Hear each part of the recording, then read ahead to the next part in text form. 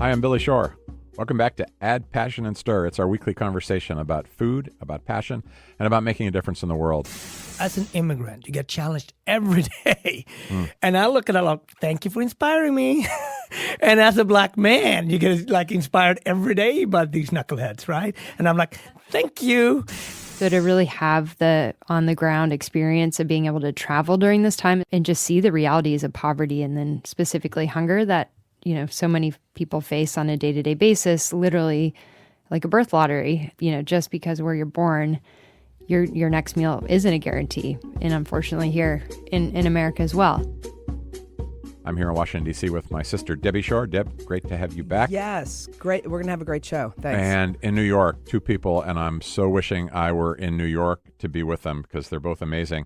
Marcus Samuelsson, incredible chef, also cookbook author, and people know him because of his involvement in philanthropy and so many great and important causes. Marcus, I'm so glad you're with us. Thank you for doing this. Thank you for having me, guys. It's going to be fun. And Lauren Bush Lauren, who I haven't known as long as I've known Marcus, but almost as long because her life is also about food and very aligned with Share Strength. It's about feeding kids all over the world through a very innovative organization that she founded, Feed. I think back in 2007. Lauren, thank you so much for taking the time to be with us. Yeah, thanks for having me. Marcus, let me start with you. You know, people have always been so fascinated by your background, Swedish family, Ethiopian roots. The Share Our Strength beginnings were in the famine in Ethiopia in 1984. You bring so many different influences and flavors and spices to your cooking.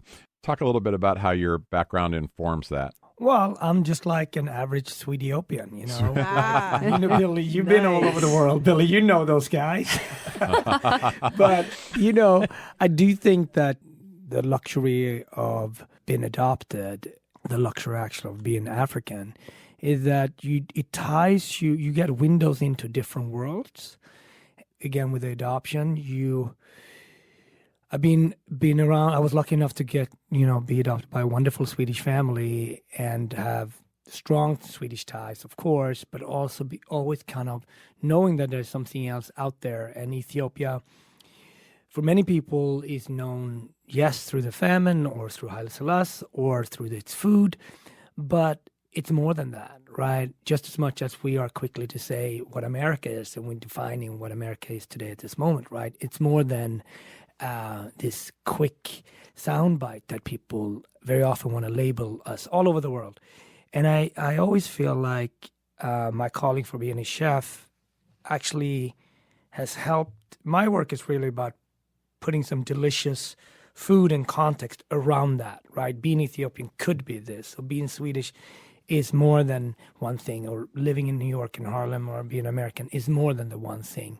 And I think that's such a blessing for me. And it's something that, again, being African, being Ethiopian, you're tied to always work towards a false narrative that is very often pushed out there in the world towards you, but also gives you strong ambition and inspiration. You want to do more. You really want to do more. So you kind of want to show that the narrative is not the whole you. Is that what you're saying? Yeah, and that people have great ambition. You can be like, when I go back to the hut that I'm from. I was born in a hut in the first 3 years of my life. And what part of Ethiopia? In about an hour and a half west from Addis Ababa. So it's a hut that is like half the size of this studio, right? So 6 people living there. And I go back every year, and it gives me so much strength. In the beginning, you know, it gave me fear, right? Like when I went back the first time as an adult, it scared me. But once you sort of get over that fear, it also gives you strength. Like, wow, you can come from a hut like this. And with sort of luck, faith, and a bunch of great people working together, you can get out and you can create an interesting perspective. And that's what I've been able to do. The place where you're born, the hut that you're referring to, is still there today. It is, definitely. And how old were you as an adult when you first went back? 24, and 25. And how old were you when you left it? 3. 3. So did you no memory of it really, or did you? None. Okay. My sister is a little bit older than me. She was 5 when she was adopted, so she knew it better. She knew the language better, and it's actually the same age as my son is right now. He's 3, so I'm thinking about it very emotionally right now Yeah. through his lens. Right? Does that mean that everything that we sort of installed in him will be gone? You know what I mean? I'm thinking about it very much for this time, and he's just being 3, trying to go on a scooter, and it's like, Dad, why are you crying? Yeah, well, actually, I mean, Marcus, what was it like the first time you walked in? Like, just what did you feel inside? You know, to be honest, it was really my sister that was searching. I was busy just doing what we do as chefs, searching, cooking, and I wasn't really on that path. And she's like, we have to go. And then I was like, then one day she emailed me. She's like, I found him. She found our birth father. I was like, what? Wow. And I was like, well, we have to ask Mom. We have to ask our Swedish mother, because if she's okay with us going, because I didn't want this to be a reflection of my parents. Do you know what I mean? And I asked my mom. She's like, "Are you crazy? You better go. I want to go." So she came with us. Wow. And you fly, as you have done. You fly into Addis, and it's different, but you're still in a modern airport. And then you leave Addis. And then you leave the road, and then you're on the dirt road, and then you're on red clay, and then you take a left, and there's your hut. And it's it was, wow, I can't really describe that feeling, pulling in and be like, there's my father that I've never met before. Really, it gave me strength, but it took a while. It took a while to adapt to it. And now you're saying every time you go back, you visit it? I do. Yeah. And he had 8 sisters. I got 8 sisters and brothers as well that I didn't know about. And now they're actually all living in the city, but I wanted to keep that place because I want my son to see it. I want my family to be part of it. I was going to ask about your father, and had he not, obviously you hadn't been in contact all those years, from 3 to whatever you said, 25. So did he know that you existed and where you were? He did. Adoption is very complex. My mother, we all had tuberculosis, and my mother passed away in TB. We survived, and he was in the countryside, being a very poor farmer. And we don't hold any grudges or anything like that. It was just a different time, different era. And he went back and never really got. I mean, this is also a person who couldn't write, right? So illiteracy. This is just a completely different place. But he didn't know that we went to Sweden, and it was fascinating to. He just passed away 18 months ago, and he died in 90. And it was great that we had 20 years together, and it was amazing. Wow. It was amazing. I can relate just a little bit because I just introduced my daughter, who's 17, to her father for the first time, who lives in Mexico. And she met him when she was 2. She does not remember him, although I thought she would because, she met him when she was 2, and then I talked about him a lot so that it would sort of stay alive, but it kind of faded. Anyway, she just met him for the first time in the spring, and she's got a bunch of half-brothers and sisters. But we're learning at this moment the definition of family, right? And la familia, what that is, and every family is different, and it's okay, you know what I mean? And I think that's something as an adopted kid that you learn right away. Like, this is our family structure. It's a little bit different than the Johnsons next to us. But, we're family. For me, it was particular because my cousins were also adopted. They were Koreans. My auntie was Jewish. My other cousins were French Canadians. So it was constantly a bunch of different cultures at the table, arguing about the lingonberry jam, But it's we had a good time arguing, at least. And the cooking started, I guess, obviously from your Swedish family. Yeah, from my grandmother. And it was really rooted in poverty. Not that she grew up very poor. They weren't poor. They were middle class by the time we got to Sweden.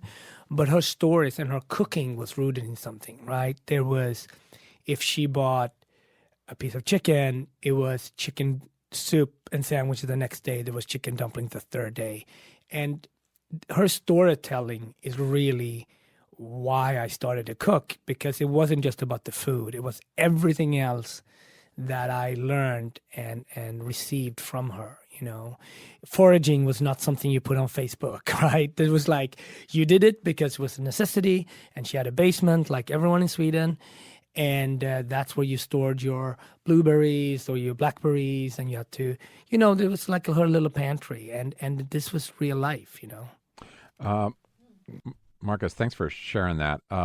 Lauren, I know that you've also got a passion for what's going on globally because you were, for many years, very connected to the World Food Program, traveled with us. Talk about how, I want to, in a minute, talk about where Feed came from, because it's really one of the most innovative and important anti-hunger organizations in our country today. But start by telling me. Generous coming from you. No, Thank you, Billy. It certainly is. It's really incredible. But start by telling us how you got connected to the World Food Program and what that experience was like. Yeah, so my journey started as a sophomore in college. I got connected to the World Food Program, who at the time was looking to get more students active and aware about the issue of world hunger, and then specifically about what the World Food Program was doing around the world. And, kind of as luck would have it, because I was studying anthropology and minoring in photography, and just philosophically, I guess, reading books and studying these issues. So to really have the on-the-ground experience of being able to travel during this time as well, with, through the lens of the World Food Program, and be on the ground in countries in Asia and Latin America and Africa, and just see the realities of poverty, and then specifically hunger that, so many people face on a day-to-day basis, literally like a birth lottery, similar to what Marcus is saying. Just because where you're born, your next meal isn't a guarantee. And unfortunately here in America as well. So that's sort of, once you're exposed, I would say, to an issue like that, and in that kind of personal a way, and at such a time in my life when I still had, all the flexibility and the luxury of time, and really kind of taking a step back and thinking, what do I want to make of this? And at the same time, I love design and fashion in New York City, and was also spending, school breaks when I wasn't traveling with the World Food Program. I was doing fashion design courses at Parsons or Central St. Martin's, or internships in the city at fashion design houses. So it felt like I was toggling these two very different kind of life paths and experiences. And Feed came out of this aha moment really to combine the both and create a way for people to get involved in the issue of hunger as consumers, as young people who don't have a big checkbook to write, to the UN, and just as a way for people to just begin to engage with the issue of hunger, which can otherwise be, as you know, this sort of massive, very daunting, overwhelming kind of world condition that people, unfortunately, many people have just accepted as a way of life, which it doesn't have to be. And when you were visiting countries with the World Food Program, where did you go, and what did hunger look like to you, and what did it, how did you take it in? What did you do with it?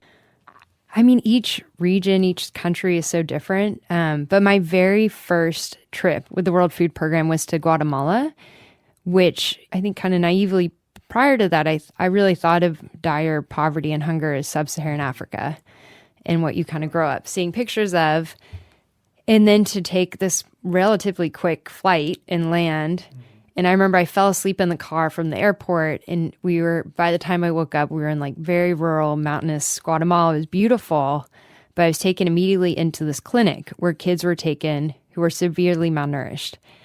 And just the shock of seeing kids who, for lack of food, something as basic and, needed and simple as food, were in these states of, they were literally tired looking, they were sick looking, they could barely feed themselves. Their families had basically moved in with them to help take care of them because it was very basic. And they were being given this like plumpy nut, this, nutrient-rich paste and anything to kind of get them the calories they so desperately needed. And often, one boy I met there, which is like forever seared in my memory, I met him on the way out. I literally could have guessed he was maybe 3, maybe 4. He was actually 7. And so just the physicality of what malnourishment looks like over a long time, and the effect that has, and just there's no way to come back from that level of malnourishment. So that was a very jarring start to my journey and extremely eye-opening and obviously very emotional. And then right after that visit, and this we is while went. You were still a college student, Lauren? Yeah, I was a sophomore in college. Wow. My mom actually was on this trip with me and my sister. So very just new experience. I had traveled. I was lucky. I grew up traveling the world. I had been to countries like, Thailand and different places that aren't as developed, but never saw this level of poverty and hunger. And then we went down the road and we visited a school, and at the school, kids were getting a free, nutritious school lunch, or very basic school lunch. And they were playing, and they were exactly like you would expect kids to be. They were curious and excited and welcome the distraction to the school day that these sort of random visitors were having.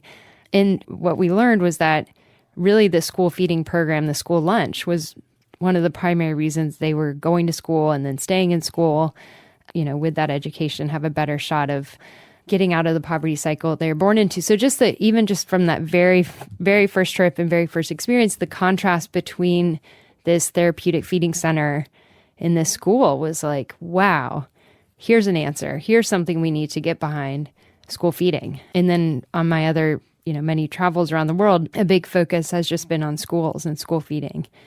So that really is primarily what Feed supports. And I know that Marcus has also been a UNICEF ambassador for many years, has the same kind of interest in the global work as well as work closer to home through City Harvest.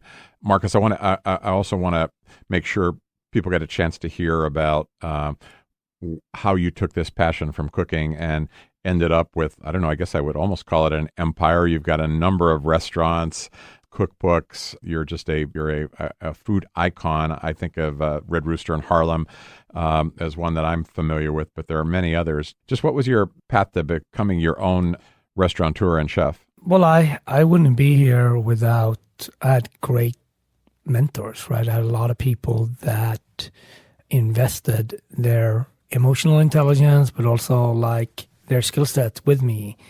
And I think that wouldn't have happened without my parents' structure in terms of my parents didn't know that much about restaurant life.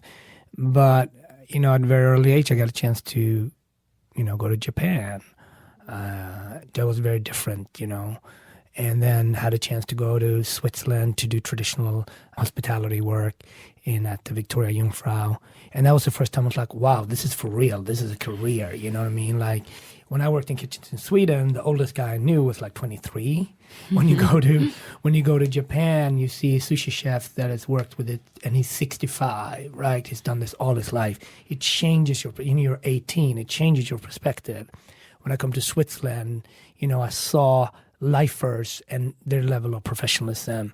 And then for me, this was all about building to go into France to a 3-star Michelin restaurant. And I worked at Georges Blanc. That was another level of, Chef Blanc is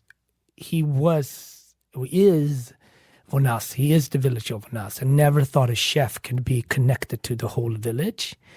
And that was fascinating. Now just taking notes, just working, taking notes.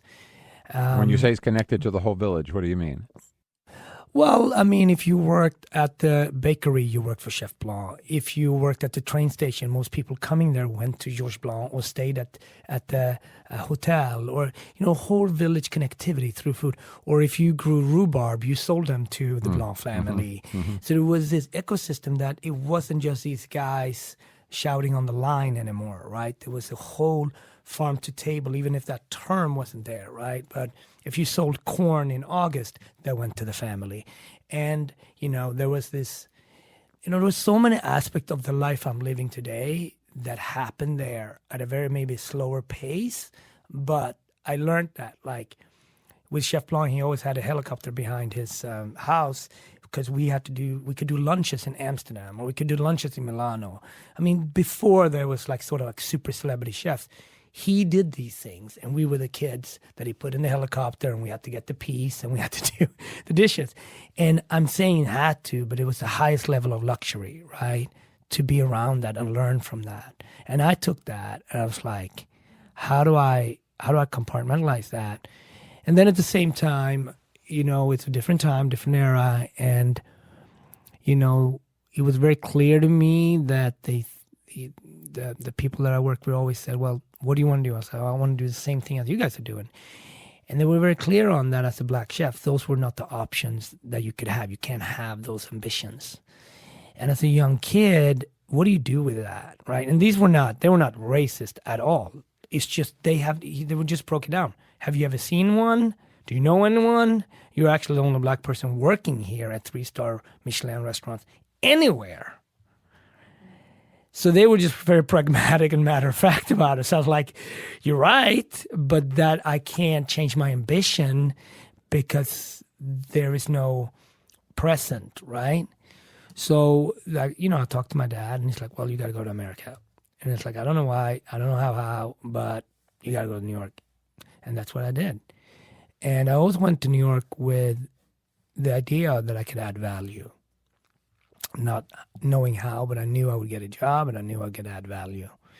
And, when we met, when I was working at Aquavit, that's really where I started to learn again. And I learned from people like Jean-Georges, Gray Kunz. I learned from Leah Chase. I learned from Nancy Silverton, like icons in our Jonathan Waxman, people that you guys think about them as chefs, but I look at them as my teachers, right? These are my uncles and aunties that I learned from. And little by little, doing the event, but, if I could get 20 minutes with Nancy or 20 minutes with Jonathan or like sitting with Miss Leah Chase and, now you get a perspective from, running a restaurant in New Orleans since the 40s. You know what I mean? That's a whole other layer, right? So those were the moments, it's for me, it's never been about money. It was more about how can I learn? And then Chef Charlie Trotter was really the one that said, okay, I'm going to help you. You need help. So he used to come into Aquavit and edit my food, and tell me what would work and not work. Once you given that sort of perspective, and then you come from a place like Ethiopia, which you never really forget about, you also start to ask yourself, what if I can do more? What if the lens of dining doesn't have to be through one guide, or what if the landscape of customers, staff can be a little bit broader, right? And for me, it took me not until post 9/11 when I realized that, what are we doing this for? Like, nothing is promised. It was really post that I was like, only time I've actually questioned to why do I live in America? Why do I live in New York? But that event and the people that I knew that passed away really got me to ask these questions for myself. And a month later, I started to look to move to Harlem. And that was really the 8-year journey of thinking through and learning about Harlem as a place. And out of that, my answer to that kind of life crisis, but change, I would say, became Red Rooster, with the in and of and the inclusiveness and by one culture, but for everyone. That was really what made me think about that. It wouldn't have happened without sort of this major interruption. I'm thinking about, when you were naming your mentors, and I remember you were so eloquent, Marcus, when we did the tribute to Danny Meyer.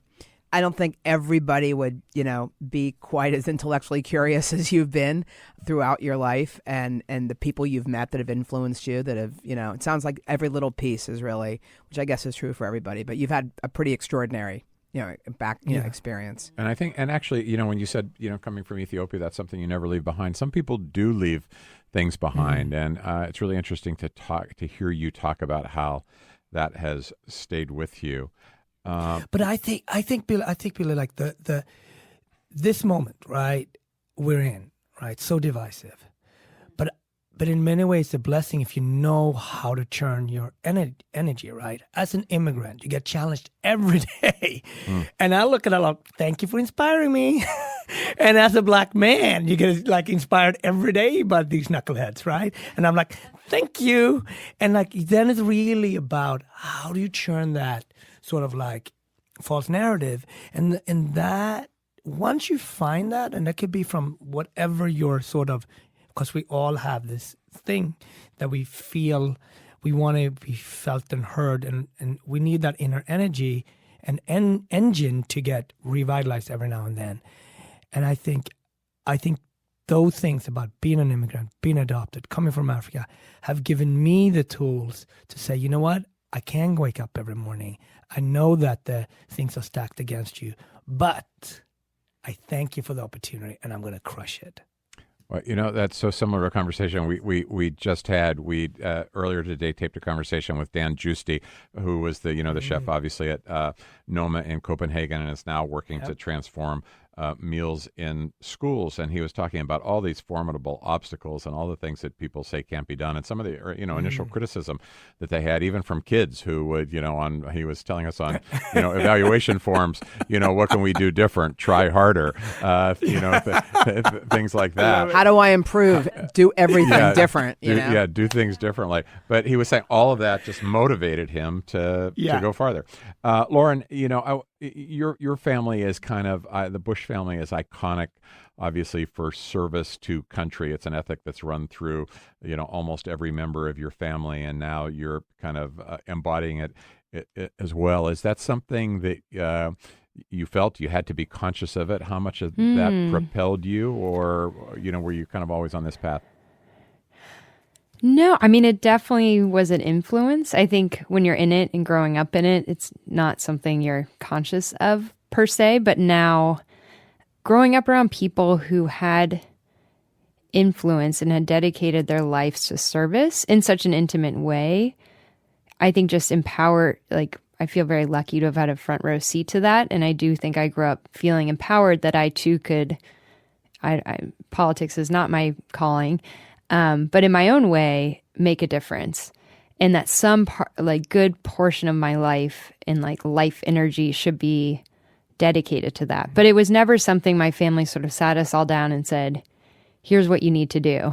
Your dad, Neil Bush, was, or maybe still is, very involved with the Corporation on National Service and AmeriCorps. Yeah, he's the chairman of the Points of Light Foundation. And the Points of Light Foundation, that's right. Exactly, which is trying to carry on the mantle that my grandfather helped start with the Points of Light, kind of encouraging volunteerism and shining a light on people who are doing amazing things every day, who just don't, necessarily get that light shown on them, and helping empower that. So actually, I'm really excited in a few weeks where my dad, myself, a few others have helped organize the first ever George H.W. Bush Points of Light Award here in New York City.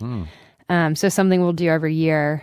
Just as there's a daily Points of Light Award that's happening in America and around the world, but just as an added kind of yearly spotlight on a few people who are doing really extraordinary things. So that's been my side hustle for the last few months. I was at an event with your dad a couple years ago, and he was talking about your work to an audience, and he got so emotional. It was really touching to just see how much pride he has in what you're accomplishing and what you're carrying on. It was really very moving.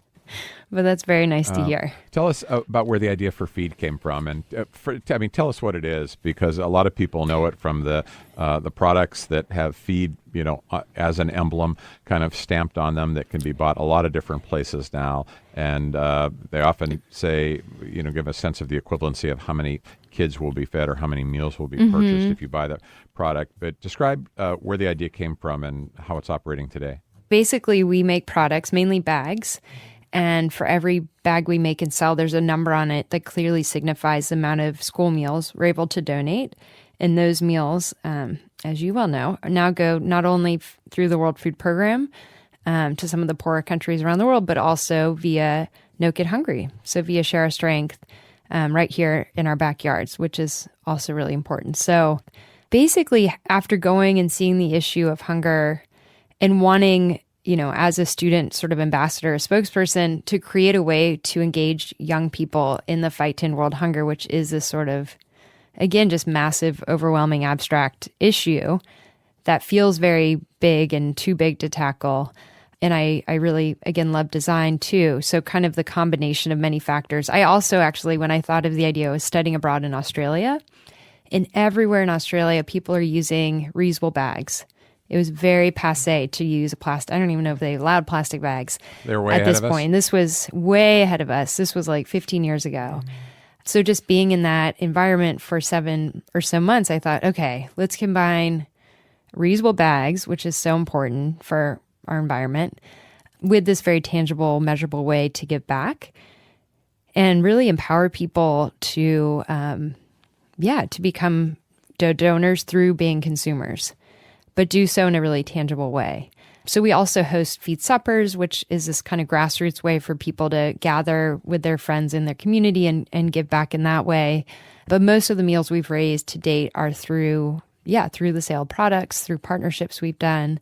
So really, I think of our Feed as this conduit to get people involved in the issue of hunger and giving back, but also as kind of a marketing arm and fundraising arm for great organizations like No Kid Hungry that are on the ground in the schools, World Food Program, giving the meals and reaching kids and really, making a difference in these kids' lives. Well, it strikes me just at, when I think of what you do, Lauren, is that you've done something that's so core to our work, which is you've found a way to use your, sharing your passion and your strength, right? Like through design with what really touched you when you started to travel around the world. So just kind of bringing those two things together and sharing your strength in a way that, really makes a difference in community. Thanks, Debbie. Yeah, I feel like whenever I talk to young people or college students who are very much where I was 15 years ago saying, okay, I really, want to go do photography, but I really want to give back. Like I do just believe now more than ever, there's a way to kind of combine what would look like very different passions and make them into one. And I feel like I hit the jackpot in many ways to wake up every day and get to be an entrepreneur, scratch the designer itch, but also do so with the bigger purpose and mission of helping kids in need. But also that pathway, right? Like sometimes people think about donating their time or donating their energy into something. That's what your parents do, right? But if you can actually understand and connect with something at an early age, right? Now you have a formula that you can continue to do. It's like, no, I'm a donor. I just hosted a party, or I just bought a bag and I made a difference.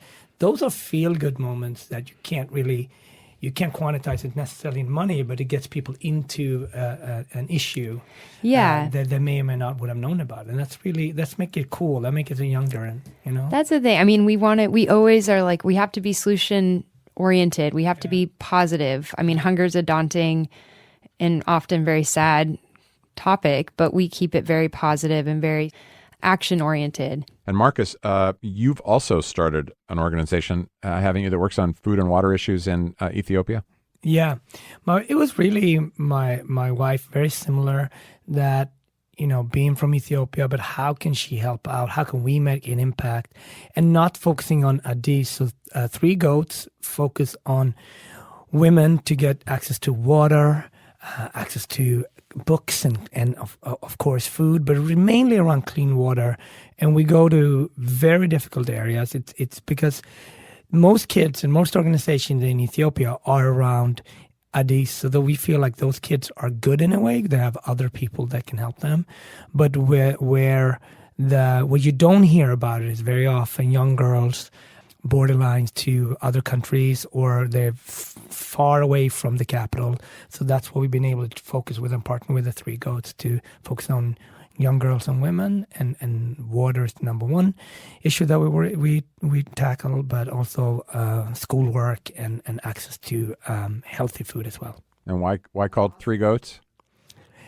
My wife just went one year. She's like, I can't sit here on the sideline. There was a famine in Ethiopia, and she was like, I can't just be here. Like, I got to go. And she still have a lot of family in Ethiopia. So, yeah, you should go down to your brothers and sisters and figure out what you can do on ground.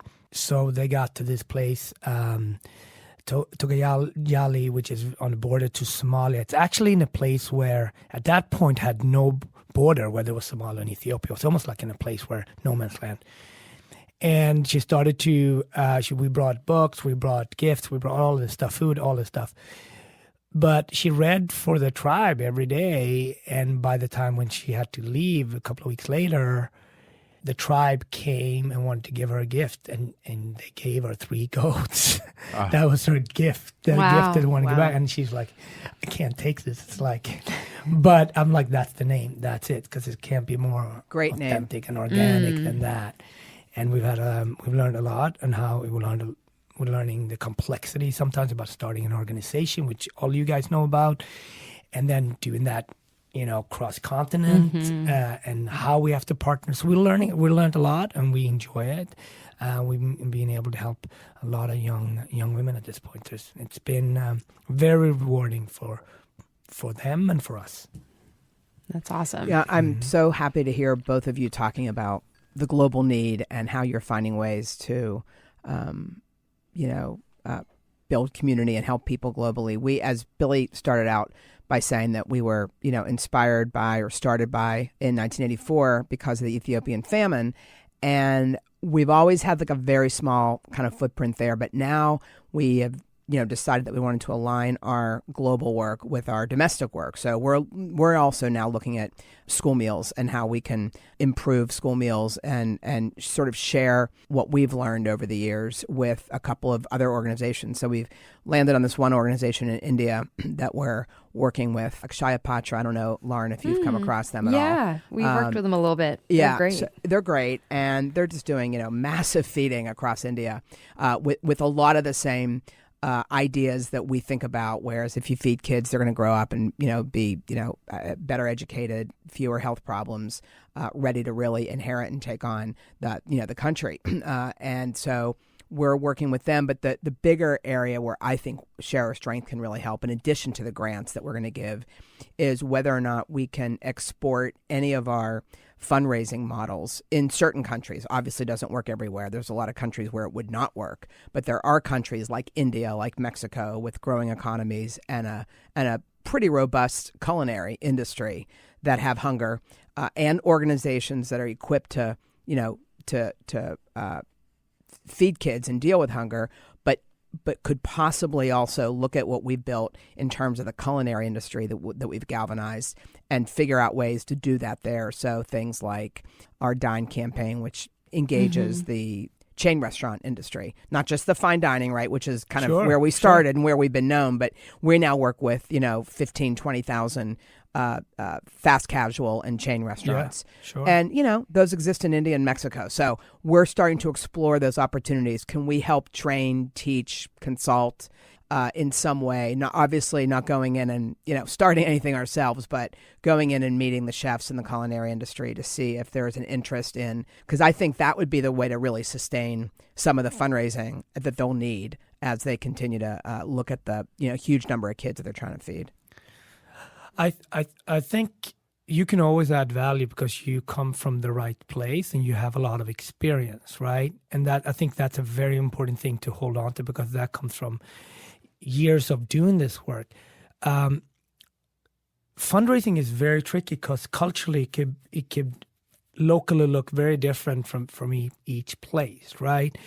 If you look at Sweden, for example, you think about Sweden and you pay a lot of taxes, so therefore the fundraising community is not as big because the state should take care of it. Not saying that's right, but that's the logical way of thinking there. Right. If I think about very often in Africa, the taking care and the extended. So I've looked at my wife's family. They probably raised 100 kids. In our way of viewing that would be done through a community organization. But they are the organization. Her family is the organization. Yeah. So her mom raised them, and when they were out of the house or started to leave the house, she took in the rest of the village's kids, right? So there is organically how people solve issues on the ground is so much around culture and spirituality and tradition. But as these places, as you talk about, India and Mexico and other places, are more connected with internet, and also people are coming back into the brain drain that people left before. Now people are coming back. They're also coming back with our ideas. So I do think that now is the time where you can actually do that, because you have an enormous amount of people moving back to Mexico, moving back to India with what they learned from London or America or wherever it might be, not only financially, but actually also culturally. I also think there's a lot of stuff that we can learn from them. We are the richest, most connected country in the world. Yes, have massive food challenges in this country. So for me, it's really always think about how can I cook with a spiritual compass in this country? And that's something that I learned from Ethiopia. So you that have traveled through the organizations, always think about that long plane ride. What not only do I bring to Africa or India, what can I actually bring back home that I can sort of impact my organization here? Because I think we're in massive need of that too. Yeah, Lauren. So since you're sitting there with Marcus, who's a prolific author and great storyteller, and I know that you have a passion for telling story as well. I don't know. Marcus has quite a number of books. Are you, Lauren, thinking of writing one? Because as you were talking about, the advice that you pass on to younger people of college age who are in the position you were once in, and how to just kind of go for it. It sounds to me like there's a book there. Oh, well, again, means a lot coming from a great author like yourself, Billy. I love your books. No, not currently.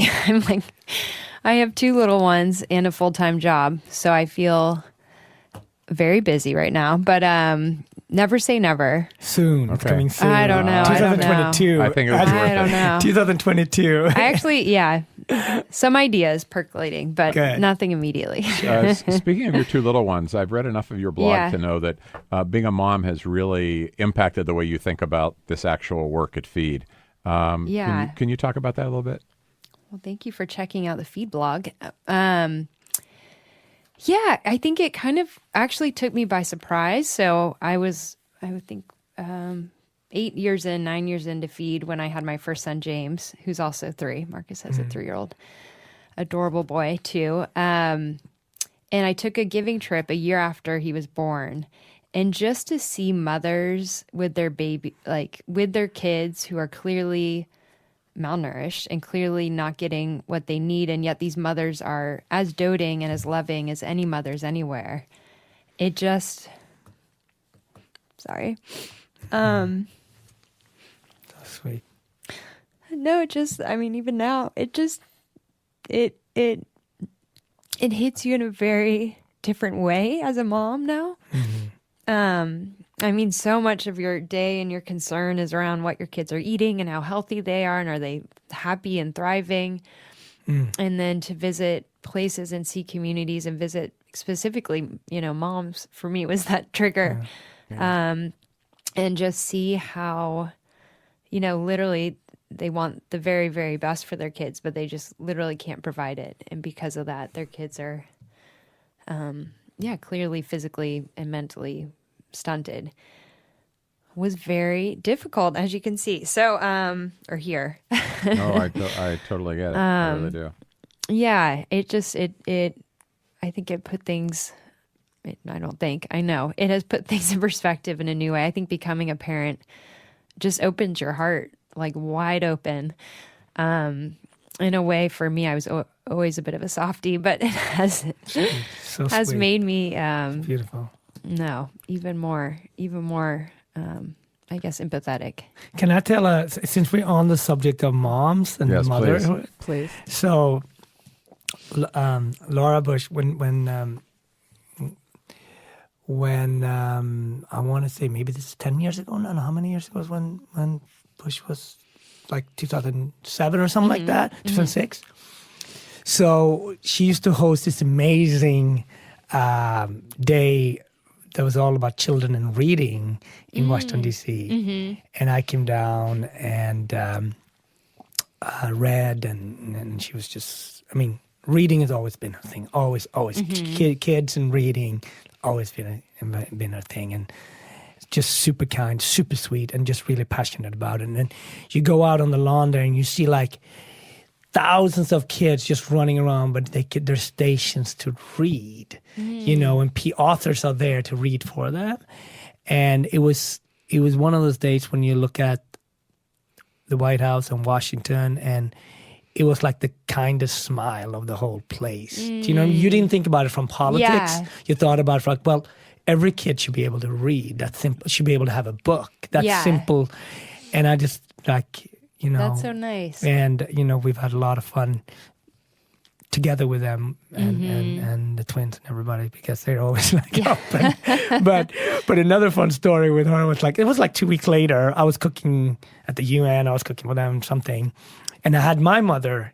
It was like maybe in her 70s when she was 70 or and she brought her best friend that she's been friends with for 70 years. So we had in one of the UN buildings, and I'm like, Mom, I just want to introduce you to the first lady, and she comes over and she's super sweet and, talks to my mom. And my mom and her girlfriend is just stuffing their face with their hors d'oeuvres. And I was like, Mom, what are you doing? What are you doing? Marcus, do you know there's free food over here? I'm like, what are you doing? You're meeting the first lady. Oh, that's funny. And I was just thinking about food food first lady second. That's great. So when you talk about mothers, I was like, all right, I have to. So I brought my mom to all events, and sometimes it worked and sometimes it didn't work. Well, one thing I'll add to the That's sweet. One thing I'll add to the conversation about moms, and I'm going to invite. You don't have to be a mom. I'll invite both of you to do this with us. I just came back from a trip to the border, the Texas-Mexico border, and we took 5 moms with us, and we were visiting, kids who were unaccompanied or been separated from their families. And at one point, we walked across the bridge from Brownsville to Matamoros to feed 600 kids who had been waiting to have their families' asylum claims heard. And Marcus, you almost won't believe this, but we fed 600 kids, and afterwards I turned to my colleague Chuck Schofield, who you know, Lauren, and I said, Chuck, what did that cost tonight? And it cost $177. It was 4 big industrial vats of rice and beans to feed these 600 kids. But as I said, the trip was essentially 5 moms and Chuck and myself, and both sitting in immigration court and watching these kids have their cases heard and then actually feeding them. We all sounded like Lauren did a few minutes ago, every one of us. But we're going to make other trips, and if we can get either or both of you to come with us, I think you'd really find it incredibly compelling. That'd be great. And where do you put that? I mean, because that is in our country. It's almost, it's not right, but it's almost, you think about, you go to far away, you think about that's their country, and you are kind of expected. Not fair to say, but could be, right? But this is our country. How did that make? What was your takeaway, Billy, from that? Well, no, it's remarkable because you have to keep checking yourself to remember that you're in our country. When we walked across the bridge to Matamoros, we were in Mexico, but on our side of the border, same thing. And we're involved in a number of programs there, and you just really, it feels so far away, and not just geographically, but so far from the experience of most Americans that we know, whether rich or poor. I mean, there's a desperate isolation to it that it made us feel, even though that it's not exactly on strategy for our organization, because we're focused more on the kind of school meals that Lauren and Feed have been supporting. It just made us feel that just from a humanitarian point of view, this was just something we had to do. So we're running out of time. We're going to end with one of our favorite questions. I'll let Debbie ask it. Yeah, especially we have two New Yorkers on the phone, and one is a great chef. So the question is, what is your go-to restaurant? Maybe a place that like nobody's ever heard of, or a place someone's heard of, but like kind of not the most popular known restaurant. But where do you go when you just kind of like want something to eat? Well, it can't be your own restaurant, so that's no. Not, come on now. It used to be Chopson. That was, it used to be in the West Village, and Kenny was just an amazing storyteller. There was all the rules. You were not allowed to be a party of 5. You knew who you were. It was just one of those. I used to go with Kim that started Paper Magazine, and it was one of the reasons why I wanted to come to New York. It was weird. It was different. If you called Chopson, he would say Chopson. Chopson. Yeah, Shopsin. And it's not around anymore? Is it gone? No, it's not. He just passed. But it's also where like John Lennon used to go there. Like it's just one of these iconic places where the family, if you called, right, he used to say, "We're not a restaurant. We sell shoes." You know what I mean? They didn't want any type of publicity. Who gave you this number? And Marcus, what kind of cuisine was it? This is one of these magical Jewish deli diners, but there was maybe like 60 items on the menu. So it was more like a Chinese restaurant. Yeah, but like the stories, it was just like a dish could be called "Sisters on My Blisters," and it's like my mother-in-law hates me, or like it was so artistic. Tim Robbins used to be a dishwasher there. They made a documentary about him before he died, and it's called "I Like to Catch Flies." It's amazing. So wow, writing that down. I didn't expect that. That's a good one. Yeah, it's just magic. That's a good one. Yeah. You got one for us, Lauren? Well, besides Red Rooster, which I am a regular at, oh my goodness. I'm a lifelong vegetarian, which actually says even a lot about Red Rooster, the fact that I love it, because it's obviously very meat heavy too. But I love Butcher's Daughter. Good ambiance. One thing I'm very excited about that I'll share with you, Lauren, is I'm the opposite of a lifelong vegetarian, but I had 2 nights ago, for the first time in my entire life, I had cauliflower. What'd you think? For the first time ever? First time roasted, ever. I bet it was roasted. It was roasted. Says the world is not changing. Yeah, exactly. Come on now. I was so excited. I'm telling everybody I know. It's not, The cauliflower steak. It's not a coincidence. I would have brought it up whether vegetarianism came up or not on this podcast because I was so excited. Probably covered in butter and Parmesan cheese. Hummus. There was a lot of hummus with it. Yeah, but it was good. There is now hope. There's now hope. With that, I'm like, I see new opportunities. Yeah. All right, we're coming to Red Rooster. We're going to continue this conversation, the four of us at Red Rooster, sometime very soon. It's a date. I hope. We've got to wrap up. I want to thank you both so much, Marcus Samuelsson from Red Rooster and other restaurants, and Lauren Bush. Lauren, Feed's got a website, right? Just feed.org. Best way to find it? Feedprojects.com. Feedprojects.com. I'm sorry. Longer, Feedprojects.com. Unfortunately. Okay, but people need to go there and learn more about how they can get involved in this important work. I want to thank you both. Thank you for all your work and your partnership. Absolutely. Thank you for everything. Means a lot. Thank you. And thanks always to my sister, Debbie Shore, to Paul Woodall, our producer, Woody here at District Productive, and the team at Share Our Strength. You can find our podcast at Apple Podcasts and at addpassionanstir. Please go on and rate us, rank us, subscribe, share it with your friends. I'm Billy Shore. This is Add Passion and Stir.